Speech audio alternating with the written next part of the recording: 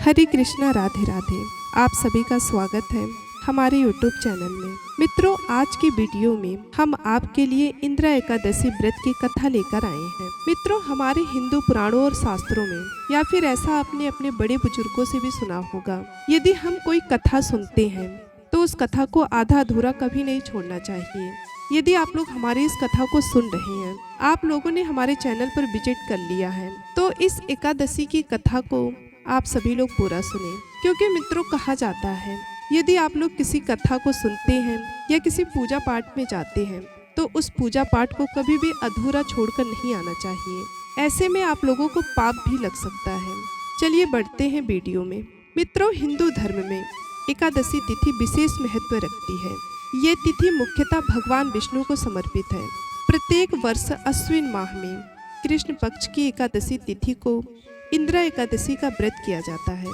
पितृपक्ष में पड़ने के कारण इंदिरा एकादशी का महत्व और भी बढ़ जाता है। ऐसे में आज हम आप सभी के लिए इंदिरा एकादशी की व्रत कथा लेकर आए हैं। सनातन धर्म में एकादशी तिथि जगत के पालनहार भगवान विष्णु को समर्पित है। इस दिन व्रत भगवान विष्णु और माता लक्ष्मी की पूजा करने का विधान है। माना जाता है कि इंदिरा एकादशी का व्रत करने से व्यक्ति के सभी पाप नष्ट हो जाते हैं। और इस साल इंदिरा एकादशी का व्रत 10 अक्टूबर 2023 मंगलवार के दिन रखा जाएगा। मित्रों, पितृपक्ष की इंदिरा एकादशी को बहुत ही महत्वपूर्ण माना गया है। धार्मिक मान्यताओं के अनुसार इस एकादशी का व्रत करने से जातक के पितरों को मोक्ष की प्राप्ति होती है। यदि कोई जातक इंदिरा एकादशी के दिन व्रत रखकर एकादशी का श्राद्ध करता है, साथ ही भगवान विष्णु की पूजा और कथा करता है, तो ऐसे में 7 पीढ़ियों के पितरों को पाप से मुक्ति मिलती है। कथा के अनुसार सतयुग में एक इंद्रसेन नाम का एक प्रतापी राजा था, जो महिष्मती नगरी में राज्य करता था। उसे पुत्र, पौत्र, धन धान्य आदि सभी सुख प्राप्त थे। एक दिन नारद मुनि राजा इंद्रसेन की सभा में उनके मृत पिता का संदेश लेकर पहुंचे। नारद जी ने राजा इंद्रसेन को बताया कि कुछ दिन पहले उनकी भेंट यमलोक में राजा के पिता से हुई। राजा के पिता ने नारद जी को बताया कि उनके जीवन काल में एकादशी का व्रत भंग हो गया था, जिस कारण उन्हें अभी तक मुक्ति नहीं मिल पाई है और वे अभी भी यमलोक में ही हैं। मित्रों, यह संदेशा सुनकर राजा को बहुत ही दुख हुआ और उन्होंने नारद जी से अपने पिता को मुक्ति दिलाने का उपाय पूछा। इस पर नारद जी ने उत्तर दिया कि अगर वे अश्विन माह में पड़ने वाली इंदिरा एकादशी का व्रत करेंगे तो इससे निश्चित ही उनके पिता को सभी प्रकार के दोष से मुक्ति मिलेगी, साथ ही वैकुंठ की भी प्राप्ति होगी। राजा ने ऐसा ही किया और नारद जी से इस व्रत की विधि पूछी। इसके बाद इंदिरा एकादशी के दिन राजा इंद्रसेन ने व्रत का संकल्प लेकर भगवान विष्णु की पूजा की। साथ ही राजा ने पितरों का श्राद्ध किया, ब्राह्मणों को भोजन कराया और दान पुण्य भी किया, जिसके परिणाम स्वरूप राजा के पिता को मोक्ष की प्राप्ति हुई। इतना ही नहीं, राजा इंद्रसेन को भी मृत्यु के बाद वैकुंठ धाम की प्राप्ति हुई। मित्रों, हर एकादशी भगवान विष्णु, माता लक्ष्मी और तुलसी माता को समर्पित होती है। इसलिए हर एकादशी के दिन एकादशी की कथा सुनने के बाद तुलसी माता और भगवान विष्णु की कथा जरूर सुननी चाहिए। ऐसे में हम आपके लिए इसी वीडियो में माता तुलसी की भी कथा लेकर आए हैं। चलिए अब सुनते हैं माता तुलसी की कथा। तुलसी से जुड़ी एक कथा बहुत ही प्रचलित है। श्रीमद् देवी भागवत पुराण में इनके अवतरण की दिव्य लीला कथा भी बनाई गई है। एक बार शिव ने अपने तेज को समुद्र में फेंक दिया था। उससे एक महातेजस्वी बालक ने जन्म लिया। यह बालक आगे चलकर जालंधर के नाम से पराक्रमी दैत्य राजा बना। इसकी राजधानी का नाम जालंधर नगरी थी। दैत्यराज कालनेमी की कन्या वृंदा का विवाह जालंधर से हुआ था। जालंधर महाराक्षस था। अपनी सत्ता के मद में चूर उसने माता लक्ष्मी को पाने की कामना से युद्ध किया, परंतु समुद्र से ही उत्पन्न होने के कारण माता लक्ष्मी ने उसे अपने भाई के रूप में स्वीकार किया था। वहां से पराजित होकर वह देवी पार्वती को पाने की लालसा से कैलाश पर्वत पर गया। भगवान देवाधिदेव शिव का ही रूप धरकर माता पार्वती के समीप गया, परंतु माता पार्वती ने अपने योग बल से उसे तुरंत पहचान लिया था तथा वहां से अंतर ध्यान हो गई। देवी पार्वती ने कुद्र होकर सारा वृतांत भगवान विष्णु को सुनाया। जालंधर की पत्नी वृंदा अत्यंत पतिव्रता स्त्री थी। उसी के पतिव्रत धर्म की शक्ति से जालंधर ना तो मारा जाता था और ना ही पराजित होता था। इसलिए जालंधर का नाश करने के लिए वृंदा के पतिव्रत धर्म को भंग करना बहुत जरूरी था। इसी कारण भगवान विष्णु ऋषि का भेष धारण कर वन में जा पहुँचे, जहाँ पर वृंदा अकेली भ्रमण कर रही थी। भगवान के साथ 2 मायावी राक्षस भी थे, जिन्हें देखकर वृंदा भयभीत हो गई। ऋषि ने वृंदा के सामने पल भर में दोनों को भस्म कर दिया।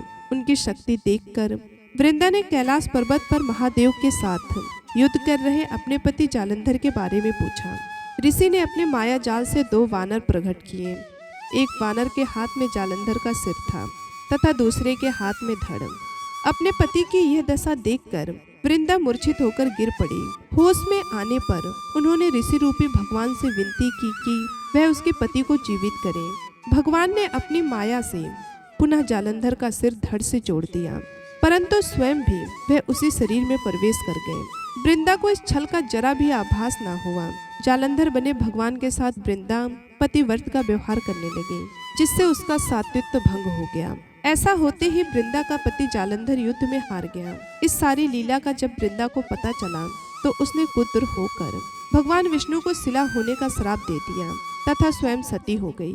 जब वृंदा भस्म हुई, वहाँ पर तुलसी का पौधा उगा। भगवान विष्णु ने वृंदा से कहा कि हे वृंदा, तुम अपने सात्वित्व के कारण मुझे लक्ष्मी से भी अधिक प्रिय हो गई हो।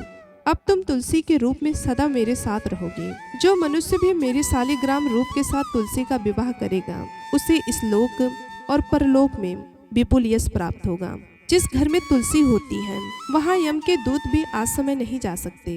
गंगा व नर्मदा के जल में स्नान तथा तुलसी का पूजन बराबर माना जाता है। चाहे मनुष्य कितना भी पापी क्यों ना हो, मृत्यु के समय जिसके प्राण मंजरी रहित तुलसी और गंगा जल मुख में रखकर निकल जाते हैं, वह पापों से मुक्त होकर बैकुंठ धाम को प्राप्त होते हैं। जो मनुष्य तुलसी व आंवला की छाया में अपने पितरों का श्राद्ध करता है, उसके पितर मोक्ष को प्राप्त हो जाते हैं। मित्रों, उसे दैत्य जालंधर की यह भूमि जालंधर नाम से विख्यात है।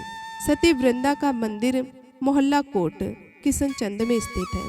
कहते हैं इस स्थान पर एक प्राचीन गुफा थी जो सीधी हरिद्वार तक जाती थी। सच्चे मन से 40 दिन तक सती वृंदा देवी के मंदिर में पूजा करने से सभी मनोरथ पूरी होती है। तो एक बार प्रेम से बोलिए तुलसी माता की जय, भगवान विष्णु की जय। अब आइए सुनते हैं भगवान विष्णु की कथाएं।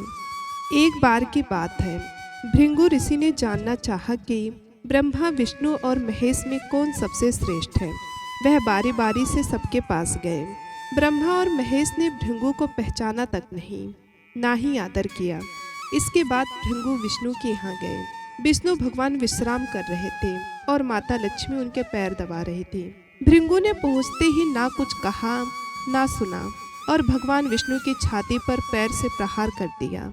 लक्ष्मी जी यह सब देखकर चकित रह गई, किंतु विष्णु भगवान ने भृंगु का पैर पकड़कर विनीत भाव से कहा, मुनिवर, आपके कोमल पैर में चोट लग जाएगी, इसके लिए क्षमा करें। लक्ष्मी जी को भगवान विष्णु की इस विनम्रता पर बड़ा क्रोध आया। वे भगवान विष्णु से नाराज होकर भूलोक में आ गई तथा कोल्हापुर में रहने लगी। लक्ष्मी जी के चले जाने से विष्णु भगवान को लगा कि उनका श्री और वैभव ही नष्ट हो गया और उनका मन बड़ा अशांत रहने लगा। भक्तों लक्ष्मी जी को ढूंढने के लिए वह श्रीनिवास के नाम से भूलोक आए। घूमते घुमाते वेंकटचल पर्वत क्षेत्र में बकुला माई के आश्रम में पहुँचे। बकुला माई ने उनकी बड़ी आवभगत की, उन्हें आश्रम में ही रहने को कहा। एक दिन जंगल में एक मतवाला हाथी आ गया। आश्रम वासी डर कर इधर उधर भागने लगे। श्रीनिवास ने यह देखा तो धनुष बाण लेकर हाथी का पीछा किया। हाथी डरकर भागा और घने जंगल में अदृश्य हो गया। श्रीनिवास उसका पीछा करते करते थक गए थे। वह एक सरोवर के किनारे वृक्ष की छाया में लेट गए और उन्हें हल्की सी झपकी आ गई। थोड़ी देर में शोर सुनकर वह जागे तो देखा कि 4-6 युवतियां उन्हें घेरे खड़ी हैं। श्रीनिवास को जागा हुआ देखकर वो डपट कर बोली, ये हमारी राजकुमारी पद्मावती का सुरक्षित उपवन है और यहाँ पुरुषों का आना मना है। तुम यहाँ कैसे और क्यों आए हो? श्रीनिवास कुछ जवाब दे इससे पहले ही उनकी दृष्टि वृक्ष की ओट से झांकती राजकुमारी की ओर गई। श्रीनिवास पद्मावती को एकटक देखते रह गए। थोड़ा संयत होकर कहा, देवियों, मुझे पता नहीं था। मैं शिकार का पीछा करते हुए यहाँ आया था। थक जाने पर मुझे नींद आ गई, इसलिए क्षमा करें। भक्तों, अब श्रीनिवास आश्रम में तो लौट आए, किंतु बड़े उदास रहने लगे। एक दिन बकुला माई ने बड़े प्यार से उनकी उदासी का कारण पूछा, तो श्रीनिवास ने पद्मावती से भेंट होने की सारी कहानी कह सुनाई। फिर कहा, उसके बिना मैं नहीं रह सकता। बकुला माई बोली, ऐसा सपना मत देखो। कहाँ वह प्रतापी चोल नरेश आकाश राज की बेटी है, और कहाँ तुम आश्रम में पलने वाले एक कुल गोत्रहीन युवक। श्रीनिवास बोले, माँ, एक उपाय है, तुम मेरा साथ दो तो सब संभव है। बकुला माई ने श्रीनिवास का सच्चा प्यार देखकर हाँ कर दी। श्रीनिवास ज्योतिष जानने वाली औरत का भेष बनाकर राजा आकाश की राजधानी नारायणपुर पहुँचे। उसकी चर्चा सुन पद्मावती ने भी उस औरत को महल बुलाकर अपना हाथ दिखाया। राजकुमारी के हस्तरेखा देखकर वह बोली, राजकुमारी, कुछ दिन पहले तुम्हारी भेंट तुम्हारे सुरक्षित उद्यान में किसी युवक से हुई थी। तुम दोनों की दृष्टि मिली थी। उसी युवक से तुम्हारी शादी का योग बनता है। पद्मावती की माँ धारणा देवी ने पूछा, यह कैसे हो सकता है? ज्योतिषी औरत बोली, ऐसा ही योग है। ग्रह कहते हैं कोई औरत अपने बेटे के लिए आपकी बेटी मांगने स्वयं आएगी। 2 दिन बाद सचमुच ही बकुला माई एक तपस्विनी के भेष में राजमहल में आई। उसने अपने युवा बेटे के साथ पद्मावती के विवाह की चर्चा की। राजा आकाश ने बकुला माई को पहचान लिया। उन्होंने पूछा, वह युवक कौन है? बकुला माई बोली, उसका नाम श्रीनिवास है। वह चंद्रवंश में पैदा हुआ है, मेरे आश्रम में रह रहा है, मुझे माँ की तरह मानता है। राजा आकाश ने कुछ सोचकर उत्तर देने के लिए कहा। भक्तों, बकुला माई के चले जाने पर आकाश ने राजपुरोहित को बुलाकर सारी बात बताई। राजपुरोहित ने गणना की, फिर सहमति देते हुए कहा, महाराज, श्रीनिवास में विष्णु जैसा देवगुण है। लक्ष्मी जैसी आपकी बेटी के लिए यह बड़ा सुयोग है। राजा आकाश ने तुरंत बकुला माई के यहाँ अपनी स्वीकृति के साथ विवाह की लग्न पत्रिका भेज दी। बकुला माई ने सुना तो वह चिंतित हो उठी। श्रीनिवास से बोली, बेटा, अब तक तो विवाह की ही चिंता थी, अब पैसे ना होने की चिंता है। मैं वराह स्वामी के पास जाती हूँ, उनसे पूछती हूँ कि क्या किया जाए। बकुला माई श्रीनिवास को लेकर वराह स्वामी के पास गई और श्रीनिवास के विवाह के लिए धन की समस्या बताई।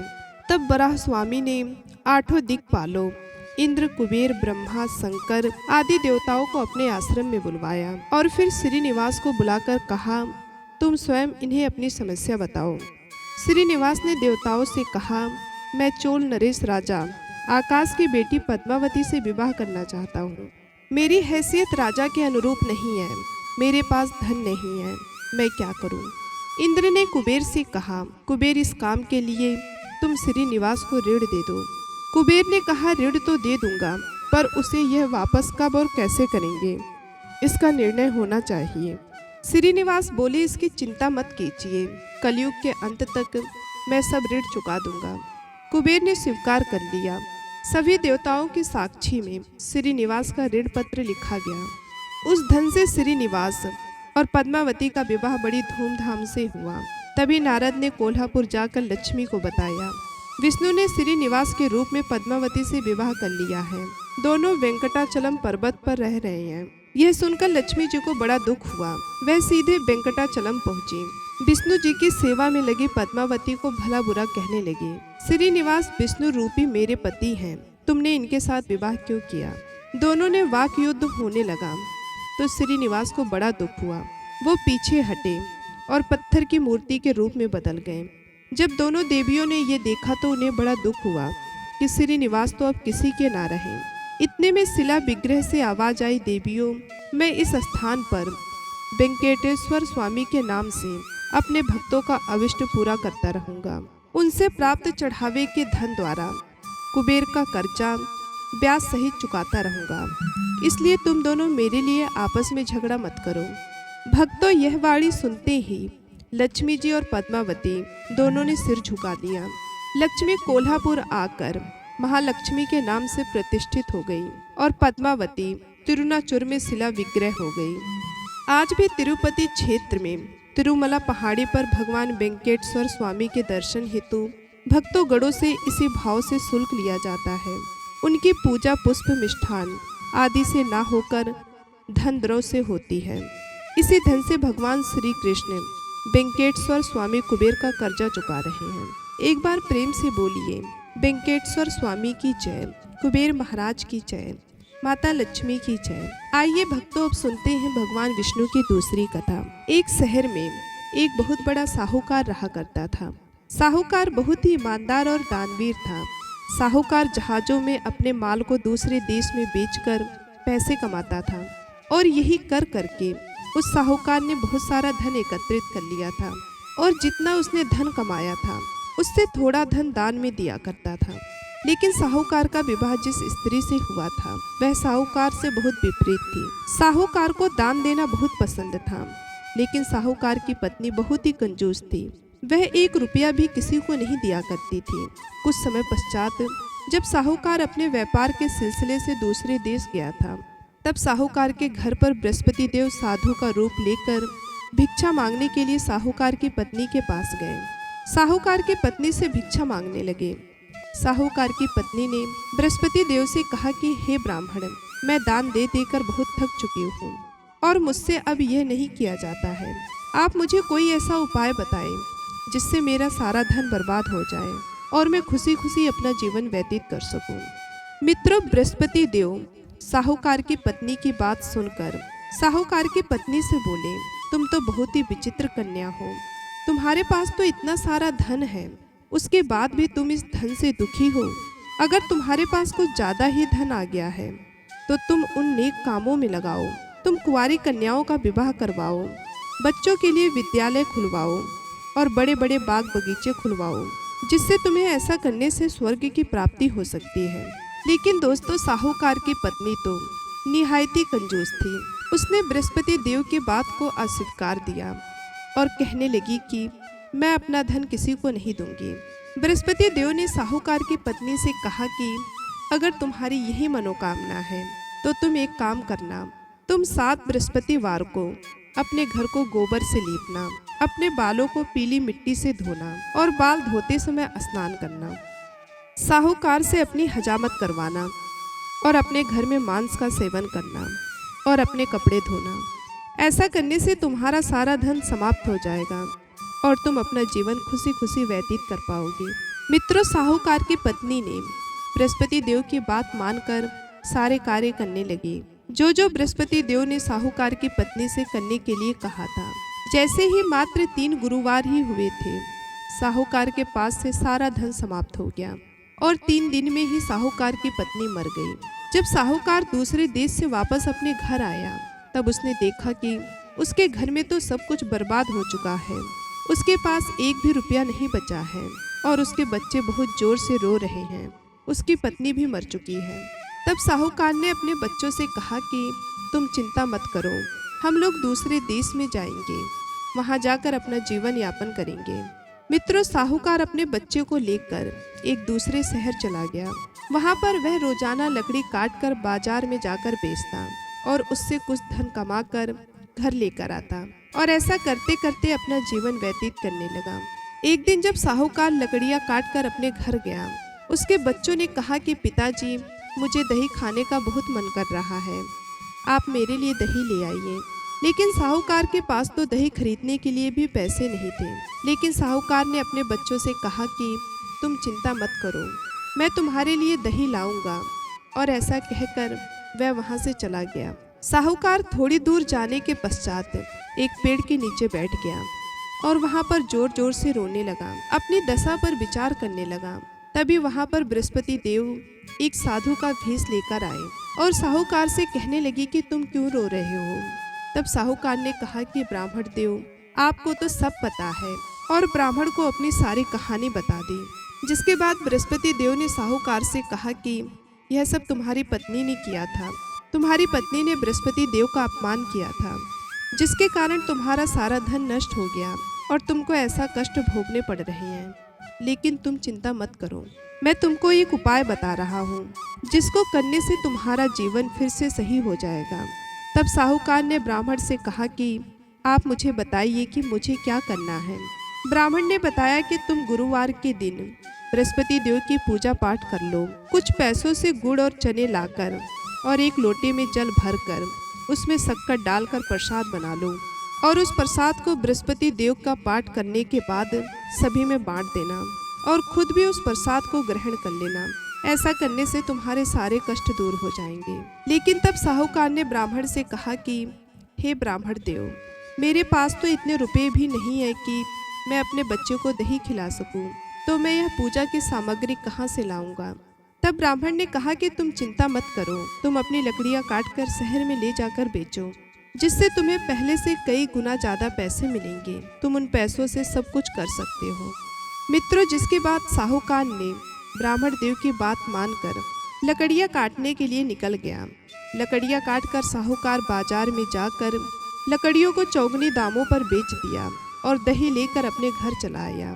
फिर साहूकार ने गुरुवार के दिन गुड़ और चना खरीदकर बृहस्पति देव की पूजा की और उनकी कथा सुनी तथा प्रसाद को सभी को बांटा।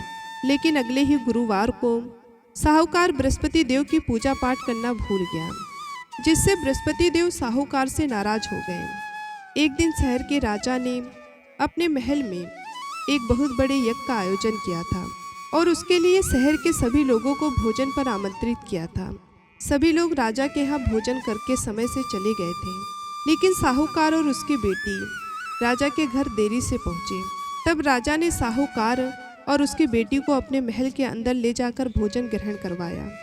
उसी समय अचानक से रानी का हार कहीं खो गया था, तो रानी को पूरा शक साहूकार और उसकी बेटी पर हुआ, जिसके लिए रानी ने राजा से कहा कि यह साहूकार और उसकी बेटी ने मेरा हार चुराया है। राजा ने साहूकार और उसकी बेटी को जेल में बंद करवा दिया। साहूकार और उसकी बेटी जेल में बंद